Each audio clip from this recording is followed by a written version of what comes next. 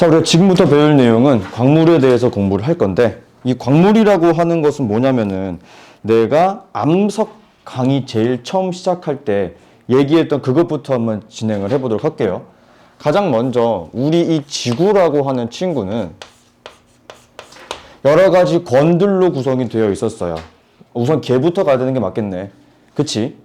지구계, 뭐 왜 그런 지구계로부터 시작을 하다가 그 지구계를 이루고 있는 것 중에는 직권, 외권, 수권, 기권, 마지막으로 생물권까지 있었는데 우리가 가장 먼저 공부를 할 부분은 뭐부터였냐면은 직권부터 공부를 하자라고 이야기를 했었어요. 그쵸? 근데 이러한 직권, 땅바닥들은 보통 대부분이 뭘로 구성이 되어 있냐면은 단단한 암석이라고 하는 것으로 구성이 되어 있어요. 그쵸? 그 다음, 이러한 암석들은 대부분 무엇으로 구성되어 있냐면은 광물이라고 하는 형태로 구성이 되어 있어요. 그쵸? 그래서 우리가 가장 먼저 배웠던 게 직권이었습니다. 그쵸? 대륙 지각, 해양 지각, 멘틀, 외핵, 내핵 이런 거 공부를 했었고 그 다음은 우리가 눈으로 볼 수 있는 돌멩이들인 암석에 대해서 공부를 했었죠. 화성암, 변성암, 퇴적암. 그 다음은 그러한 암이라고 부를 수 있는 암석들을 구성하는 게 바로 이 광물이다. 우린 지금부터 이 광물에 대해서 공부를 할 거라고 생각하시면 되겠습니다. 됐죠? 그래서 한번 지워보고 가장 첫 번째 광물부터 한번 공부를 해보도록 할게요. 자, 어렵지 않아요. 첫 번째 광물.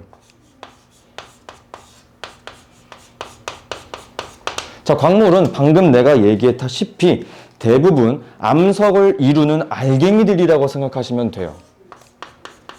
암석을 이루는 알갱이다.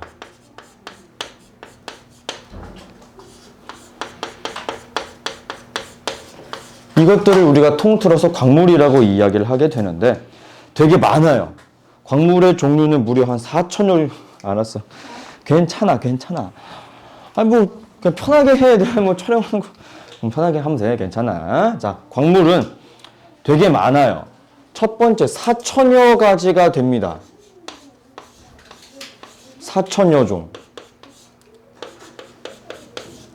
굉장히 많죠. 와, 그럼 이걸 우리가 다 암기해야 되는 것이냐? 그건 아니지. 그건 아니야. 이 중에서 우리가 특히나 공부해야 될 친구들은 주로 많이 포함되어 있다라고 해서 가장 많이 포함되어 있는 광물들인 조암 광물이라고 하는 친구들만 조암 광물이라고 하는 친구들과 더불어서 이 광물들은 되게 독특한 특징을 가지고 있다라고 하는 몇 가지 정도 플러스 알파 정도만 기억을 해주시면 되겠습니다. 됐죠? 그렇게만 생각하시면 되겠고 그 다음 이 친구들은 자, 이것까지 이거는 사실 좀 너무 디테일한 내용이라서 간단하게 이야기를 해볼게요. 예를 들어서 같은 광물이 있어. 같은 광물이라면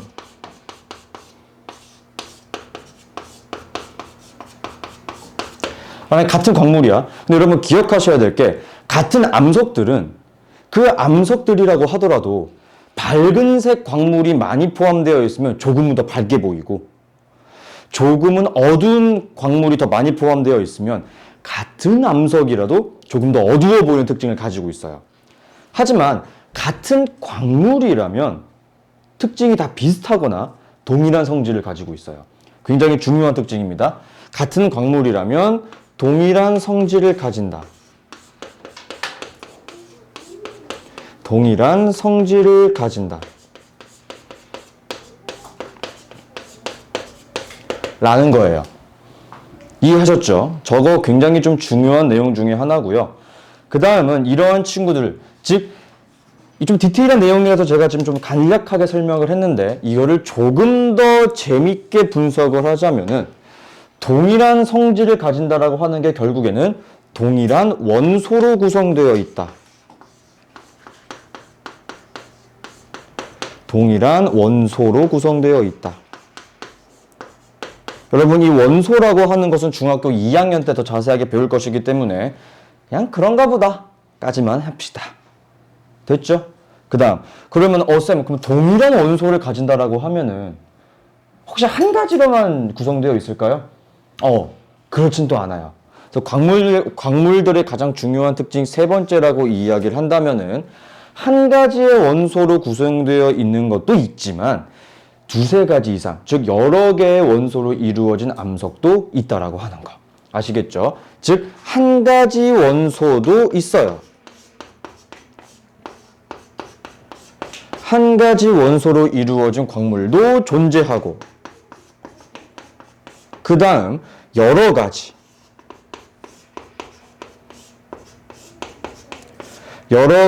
원소로 구성되어 있는 광물도 존재합니다.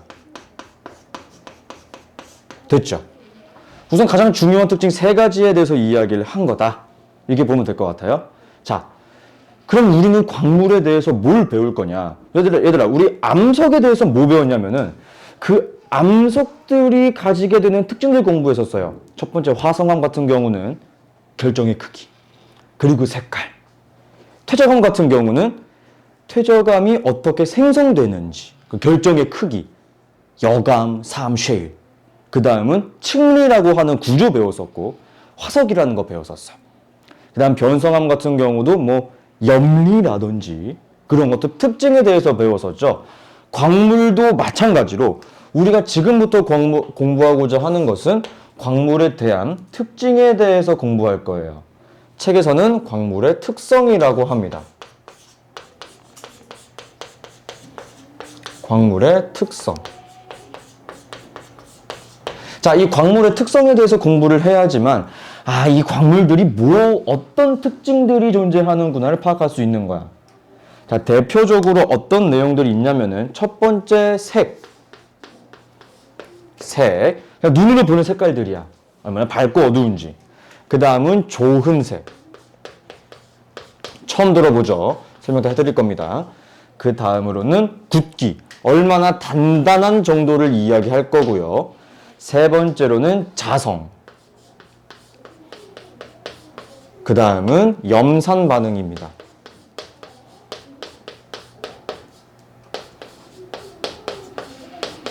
하나, 둘, 셋, 넷, 5개. 우리는 이 광물은 총 5가지의 특징들만 공부하시게 되면 어렵지 않아요. 됐죠? 그러므로 이 순서대로 차근차근 공부를 해보도록 하겠습니다. 갈게요. 가장 첫 번째 특징이라고 볼 수 있는 색깔부터 한번 다뤄보도록 할게. 첫 번째, 광물의 색. 자, 우리 있잖아. 암석을 공부했을 때, 특히나 화성암. 똑같은 심성암인데 밝은색 암석이 존재했었고, 어두운색 암석이 존재했었어. 그쵸? 그리고 똑같은 화산암인데 밝은색 암석이 존재했었고, 어두운색 암석이 존재했었잖아? 그런데 그때 내가 살짝 뭐라고 설명했냐면은, 밝은색 암석은 밝은색 광물이 많다라고 이야기했었어요.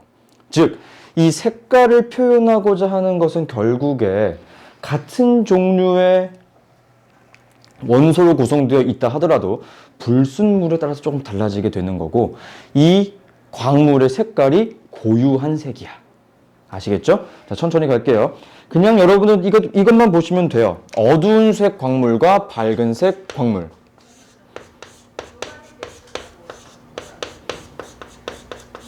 어두운 색 광물. 여러 가지가 쫙 있죠? 감람석, 휘석, 각섬석, 흑음모. 이 4가지 정도가 지금 가장 많이 나오기 때문에 제가 지금 책에다가 넣어둔 거고요. 여기선 여러분 제가 광물 이름 다 쓰지 않을 거예요. 다 안 쓸 겁니다. 너무나 많아지게 되고 좀 귀찮아지기 때문에 그냥 이렇게만 할 거고, 저는 내 개인적인 생각이기는 하지만 색깔 이름이 좀 그래. 황록색. 막 이런 색깔들이 좀 나올 때가 있어요. 그리고 2가지 이상의 색깔이 섞여 있는 친구들도 있어요. 녹색과 검은색. 그쵸? 그러므로 저는 색깔 이름 중요하지 않을까? 이렇게 생각을 합니다. 저거 하나 기억을 해두시고, 두 번째. 밝은색 광물이야. 자, 밝은색 광물 같은 경우에 대해서도 마찬가지로 색 이름 기억해 주시면 될 것 같은데, 밝은색은 대부분 흰색인 경우가 많이 있어요. 흰색이 제일 밝으니까. 그래서 밝은색은 그냥 흰색만 기억하셔도 나쁘진 않겠다, 이렇게 볼 수 있을 것 같아. 근데 얘들아 봐봐. 어두운 색 광물에 녹색, 검은색, 녹색, 검은색, 검은색, 갈색. 그쵸? 이렇게 섞여 있는 경우가 조금씩 있죠. 있어요, 실제로. 그리고 얇은 책 보시게 되시면은 밝은색 광물은 무색과 흰색, 흰색과 무슨 뭐 담황색, 두꺼운 책에서는 좀 분홍색이라고 표현을 하긴 했지만 이게 조금씩 다르죠. 그 이유에 대해서 설명을 할게요. 뭐냐면은 예를 들어서 이런 거야. 내가 물 딱 가지고 왔어. 물이야. 그냥 마시면 무슨 맛이 나니? 아무 맛도 안 나. 근데 내가 실수로 설탕을 조금 떨어뜨렸어. 그럼 무슨 맛이 나? 단맛이 나. 그래서 눈으로 볼 때는 어때요? 똑같이 투명하죠. 그런 것처럼 같은 광물이라 하더라도 겉보기 색깔이 조금씩 차이가 나요. 그 이유는 거기에 다른 무언가가 섞여 있기 때문이다. 이렇게 생각하시면 될 것 같아요. 됐죠? 그러므로 저는 여기 광물의 색에서 세 번째 특징으로 말해주고 싶은 것 중에 하나는 같은 광물이더라도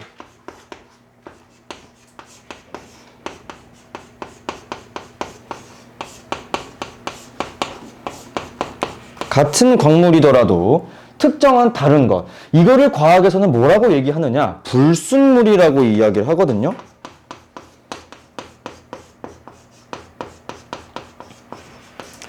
불순물에 따라 색이 미묘하게 달라집니다. 색이 조금씩 달라진다.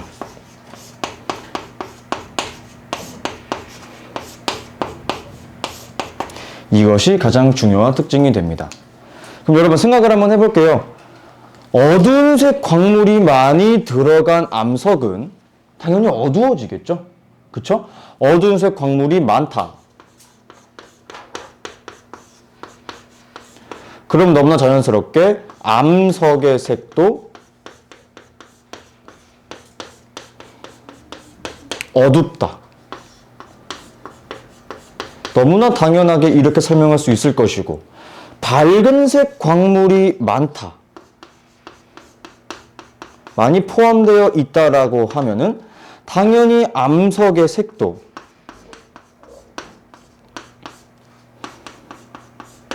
밝아지게 되겠지. 이게 색깔에 대한 특징이다. 이렇게 보면 될 것 같아. 그 다음은 난생 처음 들어보는 친구가 하나 나올 거예요. 조흔색이라고 하는 친구가 나옵니다. 두 번째, 조흔색.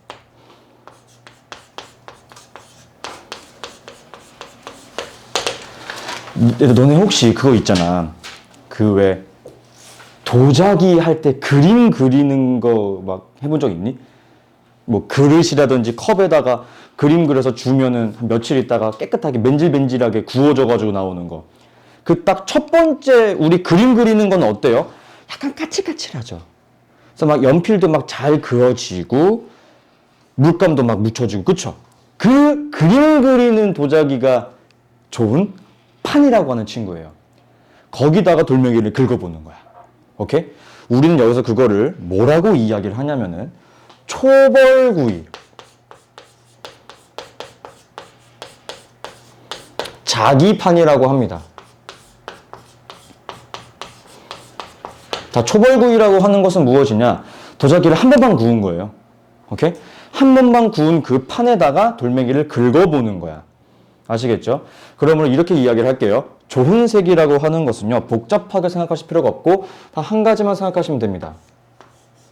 광물의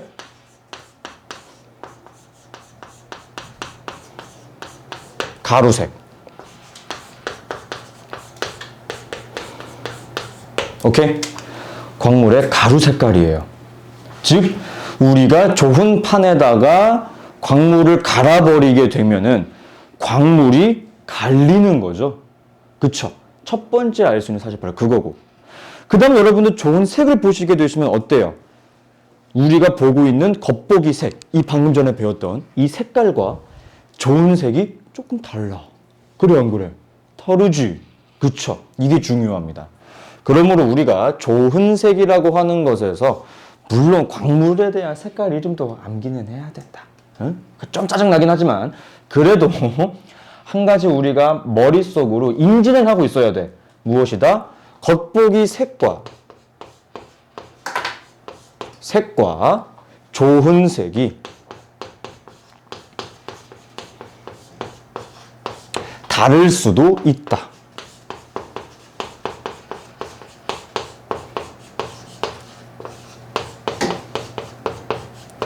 이게 굉장히 중요한 얘기예요, 여러분. 아시겠죠? 무조건 광물의 겉보기 색과 좋은 색이 같지는 않다라고 하는 거. 이해하셨죠?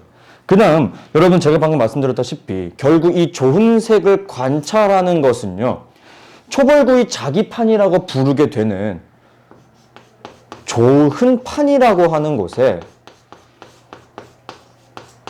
좋은 판에 광물을 가는 거야. 광물을 갈아내는 겁니다.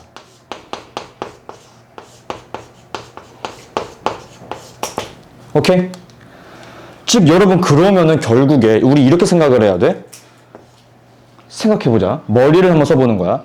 그럼 여러분 좋은 판이 갈리는 거예요? 광물이 갈리는 거예요? 그렇지. 광물이 갈리는 거야. 광물이 갈린다. 그쵸? 여러분 우리 아주 좋은 예시가 지금 눈앞에 있습니다. 예죠. 뭐예요? 제가 지금 칠판에다가 펜을 막 휘갈리면 무슨 색이 나와? 펜의 색깔 나오지? 근데 여러분 만약에 반대로 이 칠판보다 얘가 너무 단단해. 오히려 칠판이 갈려. 그러면은 광물의 색 알 수 있어 없어? 없어. 즉 그거에 대해서 살짝 얘기를 해줄게요. 뭐냐면은 세 번째 케이스인데 만약에 광물이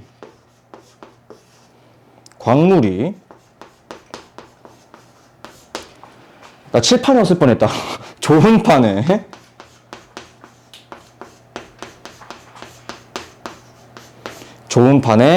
갈리지 않는다면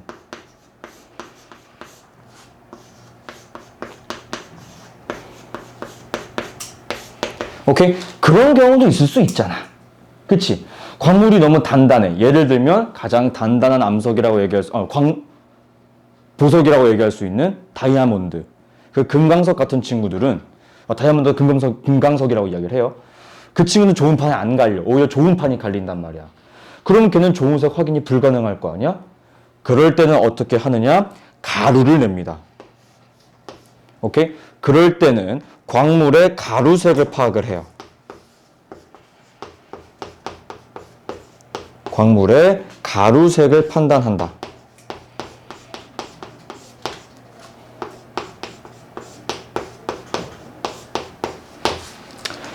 뭐 요즘 현대 기술력이 많이 발달했기 때문에 뭐 다이아몬드 커팅 칼날 뭐 이런 거 줄 수 있잖아.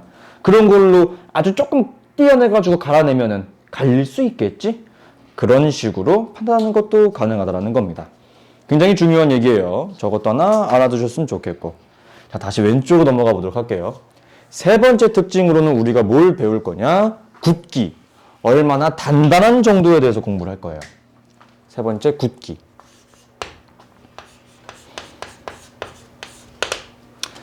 굵기는 말 그대로 얼마나 단단하고 무른 정도인가를 판단을 할 겁니다. 근데 우리가 이 굵기를 판단하는 방법이 무슨 정밀한 기계를 통해서 너는 얼마야, 너는 얼마야 이렇게 판단하는 게 아니에요. 굉장히 상대적인 측정 방법입니다. 상대적이다. 여러분 상대적이라고 하는 것은 이런 거예요. 여러분 1이 커, 2가 커? 숫자 중에 2가 크지. 그럼 2가 세상에서 제일 큰 숫자야? 그건 또 아니야. 하지만 2는 1보다는 무조건 큰 숫자지. 그럼 뭐 말이 좀 이상하긴 하지만 1이랑 2랑 싸우면 무조건 누가 이겨야 돼? 2가 이겨야 돼. 그렇다고 세상 전 세계에 있는 모든 숫자랑 싸웠을 때 2가 다 이겨요? 그건 아니잖아. 즉 굳기라고 하는 것도 마찬가지야. 즉 여기에 나와 있는 숫자라고 하는 개념이 무조건 그러면은 금강석이 19 가까이 되니까 와 얘 짱짱맨 얘가 제일 세네? 그게 아니라고. 오케이? 그냥 누구보다 누가 더 단단하더라 라는 개념이에요. 아시겠죠? 그렇게만 생각해 주면 되는 거예요. 그러면 도대체 이 굳기는 어떻게 판단을 하는 것인가 라고 한다면은 광물과 광물을 서로 긁어봅니다.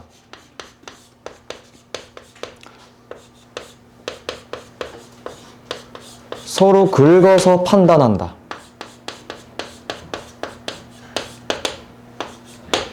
오케이? 이렇게 굳기를 판단하는 거예요. 됐죠? 간단합니다. 그러므로 제가 여기서 말씀드리고 싶은 내용 두 번째가 뭐냐면은 거기 그 굳기 표시를 하고 있는 숫자들 있죠. 그 숫자를 우리가 모스 굳기계라고 하거든요. 이 모스 굳기계라고 하는 숫자는 절대적인 숫자는 아니다. 절대적인 숫자는 아니다. 이렇게 생각을 해주셔야 되는 겁니다. 됐죠? 그 다음 알 수 있겠지만서도 제가 예시를 한번 들어줄게요. 만약에 여러분 긁힌 친구가 있어요. 긁힌 광물 그리고 긁히지 않은 광물 긁히지 않은 광물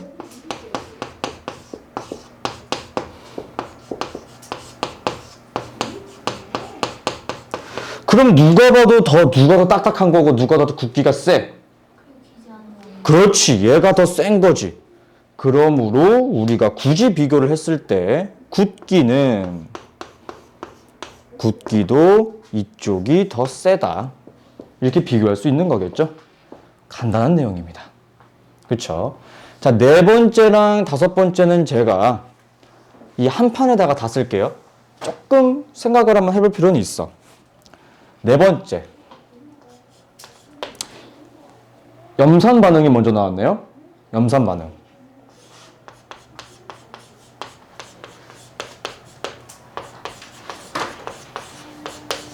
자, 여러분 염산 반응은 내가 문제로 알려줄게.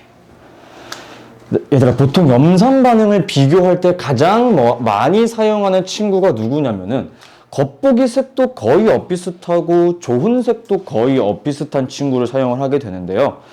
그 중에서도 특히나 바로 방해석이랑 석영을 많이 비교를 해요. 방해석과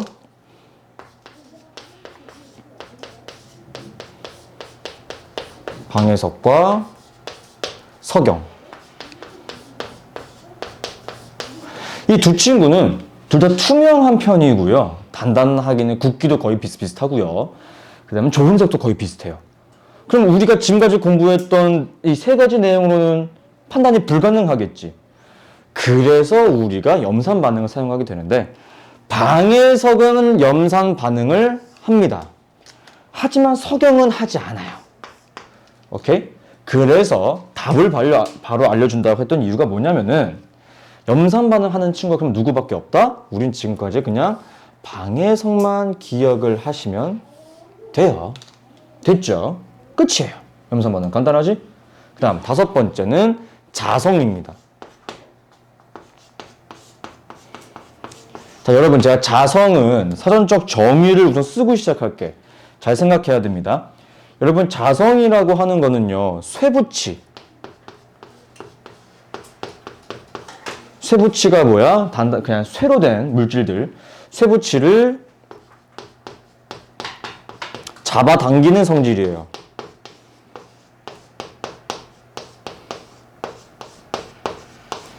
오케이? 자, 여기서 오해하는 것 중에 하나가 여러분 클립이 또 다른 클립을 잡아당겨요? 아니죠. 하지만 클립은 자석에는 달라붙죠. 그럼 질문할게요. 자성이 있는 것, 즉 쇠붙이를 잡아당기는 특징이 있는 거는 클립이에요, 자석이에요? 자석이죠. 이렇게 생각을 해야 돼요. 아니 쌤, 여기에 나오는 것 중에 하나 자석이 나와. 근데 쌤 그거 말고 그냥 철 있잖아요. 철도 자석에 달라붙어요. 그럼 그게 자성 있는 거 아니에요? 라고 생각하면 틀리는 겁니다. 아시겠죠? 그 메커니즘을, 이 사전적 정의를 정확하게 생각하고 있어야 되는 거야. 그러므로 자성은 딱 하나. 누구 있다? 자철석.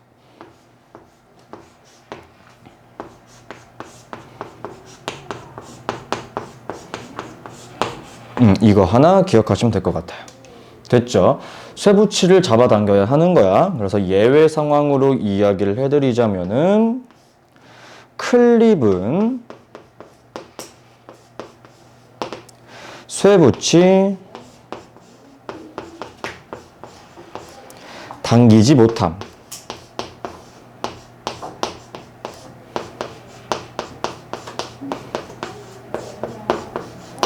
그러므로 자성이 있다 없다? 없다.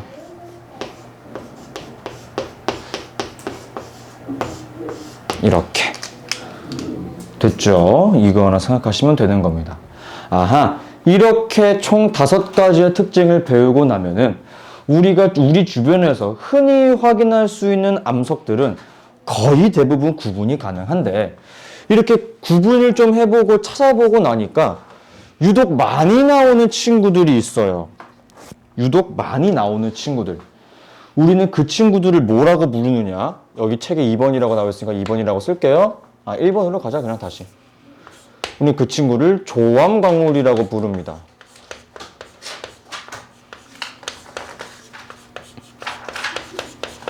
조암광물. 자, 조암광물이라고 합니다만, 여기서는 뭐라고 얘기할 수 있냐면은, 우리가 광물이 무려 4천여 종 가까이 된다라고 했지만, 실제로 암석 속에서 흔히 발견되는 친구들은 얼마 안 돼. 오케이? 즉, 조암광물의 정의는 우리가 흔히 발견되는